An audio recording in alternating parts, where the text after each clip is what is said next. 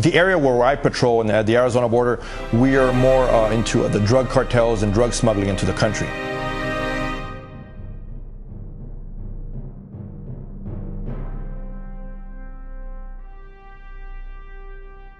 I can assure you I was there. I know what's happening. I've seen the way it's being handled, and our agents that are working these areas are more than professional. I'd like to welcome everybody to the second episode of our YouTube channel. I hope the first one was enjoyable and you guys got enough information. We're trying to get more and more of a different setup here. That way it's a more friendly setup and actually a better looking setup. But this has been working well, and I know we got a lot of hits on our first show. Today I'd like to welcome Robert Pepperdine. He's the second vice president. He's the first vice president for the local 2544. Sorry about that. I almost demoted you. So I wanted to welcome you on here. Thank you. I know we've gotten some positive responses from a lot of people, obviously in your station up in Casa Grande, and I'd like to thank you for all the work you do. I know a lot of people don't realize how busy you really are, but aside from the local duties, you're also in charge of a lot of OWCP claims that you've helped agents with. Yeah. You're in charge of the health and safety for the entire country, pretty much, and the swaps. The famous swaps that you've been very, very busy on, and I know you don't have much sleep because you're working on them all night and all day. I know I try to call you once in a while and you're like, I'm busy on swaps, leave me alone right now. Right. So there's just different questions that have come up from a lot of the agents, and we've had meetings, and I know some of you guys out there that are listening to the show, you guys don't get a chance to come out to the meetings. So we wanted to answer some of the questions through here. Now I know that some of the members have been comparing the efficiency of the OFO swap program to our own. Right. How do you think they differ, compared to our current system? I don't have their contract with me. I know we reviewed it in May of 2015. We started looking at, we had heard a lot of rumors about how good their system is, stuff like that. We were able to talk to some NTU reps and some people who've been involved in swaps within OFO. There was a lot of positive feedback that they had, and there was some negative feedback. One of the problems that they didn't like is that they had to go out and find their own swap. They had to send an email, or they'd put it up on a bulletin board, or they put it up on the TPX menu in the text system, and they would try and put an offer out there. Hey, So they got to do all the work, basically. They got to do all the work. They got to do all the heavy lifting. Also, we know that people would put out an offer. They wouldn't get a feedback for 2 or 3 months. Someone would finally see that offer in the different platforms they were putting out on, and the guy would be like, no, that was 3 months ago, I don't want to do it now. So that was one of the problems that some of the people had. We know that there were some incentives. Guys would try to get people to swap with them. They'd make the swap, then the incentive wouldn't come through. But what do you mean by incentives? Well, I know the guys were paying extra money. I'd pay your moving cost, or I'll help you with the down payment on this, or do that, whatever it was. So they're making backdoor deals. Basically. That's what it was. Basically. Well, there are rumors that the VRPs and the ROBs and the swaps, they're pretty much gone after this last swap cycle. Have you heard anything? Can you comment on what you've been informed on? Right. So what we have to understand is that there was a 52% declination rate, over a 50% declination rate on the ROBs. There was an over a 30% declination rate on the VRPs. With that in mind, the servers started looking at, we're giving you a privilege to actually relocate, and guys are putting in for something and then they're declining it, which made a lot of motion for the service, and they didn't like that. So what's different between that and them is that I handle all the all the front side of that, all the declinations, all that. I handle all that, right? And then I give it to them, and they have basically a package group ready to go with very little declinations after they accepted it and their names have been forwarded to DC. So I know that our MOU for the swap is going to end on April 28, 2017. We've done so much of the heavy lifting for the service that we absolutely believe that we're going to get a continuance of that MOU, and it's going to be able to continue for at least a couple more years until we can finalize it within the collective bargaining agreement. So you're thinking the swap program will continue? I think the swap will continue. I know that we have national officers working on the VRP and ROB, trying to get that reinstated. I don't know how far along they are on that process, but I know they're working on it all the time. Now, do you foresee bigger penalties to some of these agents that back out of these swaps? Because I know when dealing with them and talking to you about them, I have noticed that there's been issues where some agents have gone as far as a day before they're supposed to UD, they'll go ahead and change their mind, and it hurts the other agent perhaps that has already sold his house and already made all his plans to move out of the state. That's a huge thing.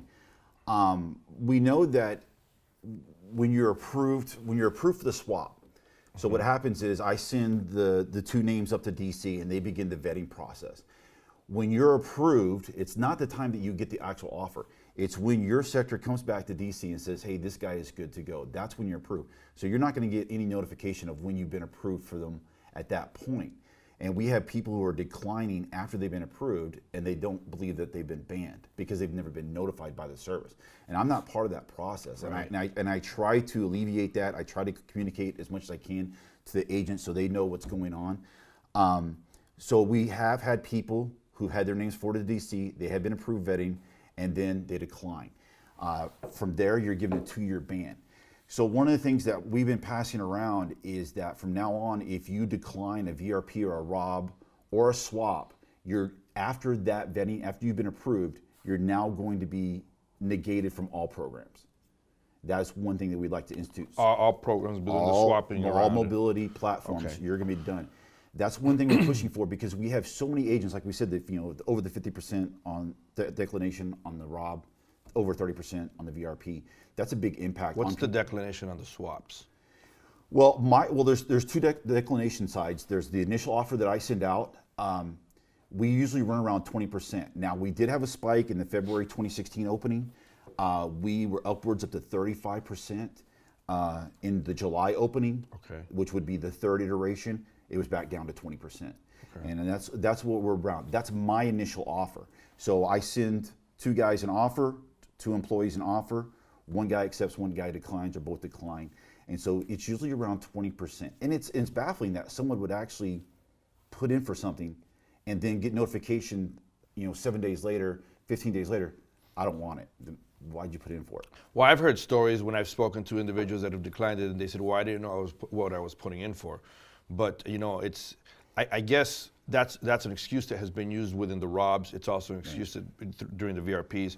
But once the swaps are in order, you're affecting some other agent's life. Absolutely. So on that, you really need to be more self-conscious of what you're doing. And here's a good example.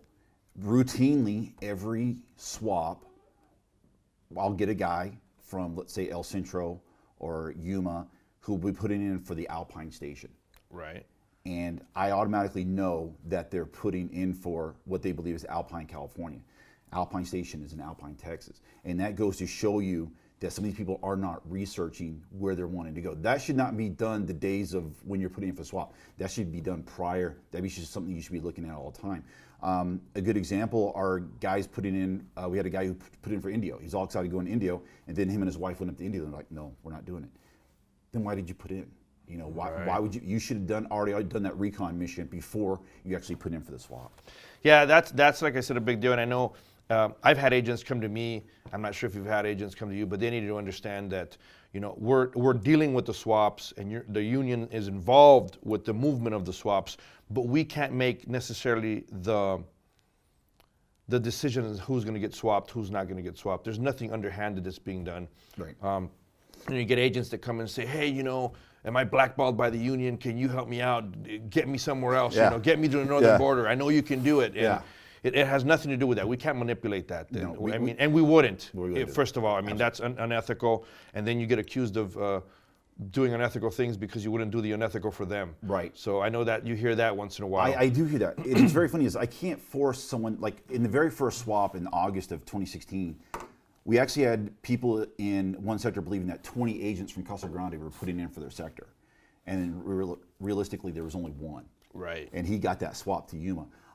There was another incident where there was a guy in San Diego who was absolutely sure that his buddy put in for Deming, New Mexico. And as much as I looked, there was no one from his station, so his buddy kind of liked him. So we can't force anybody to move, and we can't create a program that's going to bypass human nature.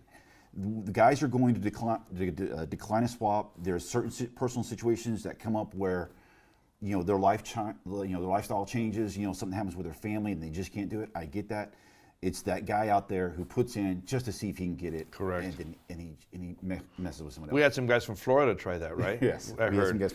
But another thing Wow. is when it comes to us stepping in and giving someone preferential treatment. When someone puts in, you're just a number to me. I'm not looking at names. I'm not looking at stations. Correct. In my program, everyone's assigned a number, and that's all I'm looking at. I'm not looking at anything else.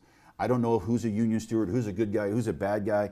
I don't know anything about you. You don't know who's a union hater and who's not. Yeah, no, I have no doubt. There are no bad guys out there. There are no bad guys There's out there. union haters and not. There's- and yeah, union- exactly. Yeah. So I'm not looking at names. I'm looking at who can make the thing. So we're trying to make it as fair as possible for everybody. We do it by seniority, and that's all we stick with. No, and I think you're doing a good job, and I know it's a busy job, and I know you put in a lot of work. So I really appreciate the time you put in. I don't appreciate that it takes away sometimes from things that you need to do or that you get done within the local, Right. but you still get them done. Right.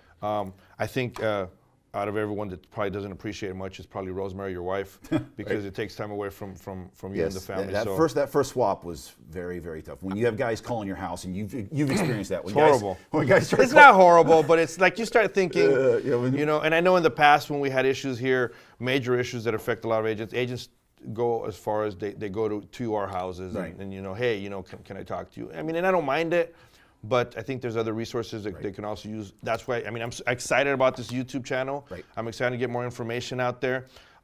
We just had a meeting here recently. There was agents that weren't able to come for whatever reason they have. I mean, it is what it is, right? But there was some questions that were brought up to the local, and maybe you can help me answer them, Pepperdine, since you're here already. Well, before we get into that, I just want to tell the agents, we've moved over 1,300 agents in 3 iterations of the swap. That's 8%. Huge. 8%, 9%, 8 or 9% of the board roll has moved under the swap program. With all that being said, we're only seeing about a 1% declination rate after the approval. So Okay. there's very little people being, once you shouldn't make any plans to move until you get that final letter. That final letter from the service. And we're getting, almost 1% of the people are declining after that. And it's usually they say, hey, here's your final letter. You're going to be going to Tucson, Arizona. Hey, you're going to be going to Jacksonville. And the guy says, no, I don't want it. So it's very little. So there is a good chance that once you get your name put in, you are paired up. We get you in a DC, and that there's a very good chance you are going to make that swap.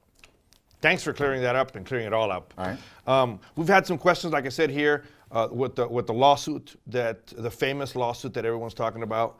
There was a couple stations that had not really heard much about the information. We took it upon ourselves to go out there. We hit several stations. I know Keith Bocharski was out there in some stations with the attorneys. We were able to get more signed up. I'm sure you're signed up and you've heard about it. But the question we get is, it's still going on? It is still going on. You can still sign up. Get with your chief stewards or some stewards at your stations. There was emails that were sent out to every chief steward. Every chief steward should be informed and have the information and the paperwork that needs to be filled out and sent to the attorneys. So that's a big deal. And to add, all the chief stewards have the website. They have the Correct. password, so they should be able to check to see if your name is on the list. Now they ask if they need to be union members. You need to be a union member to sign up for the lawsuit. Yes. However, if you were a union member before and you are already signed up to the lawsuit and you left the union, you're still part of that Still part of lawsuit. the lawsuit. You don't get removed. If you changed positions and were never signed up for the lawsuit, but if you were forced to leave the union, which would be some of your like BORTAC, BORSTARS, and those Intel. and the Intel, get with a chief steward, get with somebody, and yes, you're still eligible. There's a separate lineup that we're doing for that, but you're eligible. So just go ahead and get that done. I think those are the only questions. They're asking when is the attorney going to present the second lawsuit, the canine lawsuit and the agent lawsuit. We're not sure. They're still getting more signed up, like I said. So whenever it stops being signed up, when they stop signing people up, that's when pretty much it's going to be time to push that lawsuit. So right now, you guys still have time. I encourage you guys to please sign up. It is a big deal. I know some of the canines have already been paid. I won't say how much they're going to get paid because then you guys are going to be asking for money from the canines. But it was a pretty penny. That's all I got for this week. You know, we have the Green Line. Go ahead and listen to the Green Line. I'm on the Green Line now. The latest episode of the Green Line, it was me and Chris Cabrera out of Texas. Sean Moran was not able to get on there. He had a medical emergency. His 3-year-old nephew passed away. So I really keep him in your prayers, especially during the holiday seasons. It's very, very rough to lose anyone during the holiday season, much more a 3-year-old son. So keep him and his family in your prayers. DUIs. How about DUIs? DUIs, I'm going to get on those. I was going to discuss that we are looking at other venues to host some type of OWCP training. I know it's a big deal. I have been going back and forth with Sonia Corona. She handles a lot of our OWCP issues here within sector. She has not been able to do it because she's been hurt, so she can't be handling any of that. So I know Robert Pepperdine here has been handling some of those issues, and I appreciate that also. Yes. Now, that's what we're looking at. We're also thinking about getting some kind of a financial seminar. Our treasurer, Andrew Brady, who was here on the first show, he's the one that's been really working on that. So we're trying to get some kind of financial seminar for everyone agents in our local. So I'm really looking forward to that. There's just a lot of things that we're moving forward with and pushing through. The holidays are upon us. We're going to try to get one more show in before the Christmas holiday.